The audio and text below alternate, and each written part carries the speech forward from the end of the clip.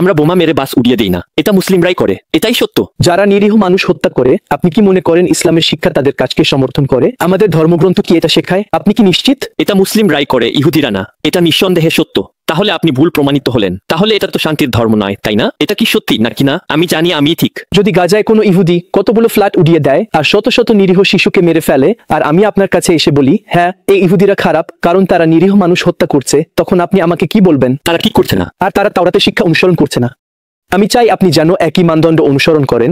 যখন আপনি আসেন এবং আপনি ইসলামের কিছুই জানেন না, আপনি কখনো কোরআন পড়েননি। কোরআনে বলা আছে একটি প্রাণ বাঁচানো মানে পুরো মানবজাতিকে বাঁচানো। একটি নিরীহ প্রাণ নেওয়া মানে পুরো মানবজাতিকে হত্যা করা। এর গুরুত্ব এতটাই বিশাল। নবী মুহাম্মদ সাল্লাল্লাহু আলাইহি ওয়াসাল্লাম তার সাহাবীদের শিক্ষা দিয়েছেন, যুদ্ধে গেলে শুধু যুদ্ধকারীদের সাথে যুদ্ধ করবে, নারীদের স্পর্শ করবে না, শিশুদের স্পর্শ করবে না, বৃদ্ধদের, উপাসনালয় উপাসনাকারীদের স্পর্শ করবে না, অপ্রয়োজনীয় ভাবে গাছ কাটবে না। এগুলোই আমাদের নীতিমালা যখন আমরা যুদ্ধে যাই। যদি কোনো মুসলিম এই শিক্ষার বিরুদ্ধে যায়, আমরা মুসলিমরাই প্রথমে নিন্দা করব।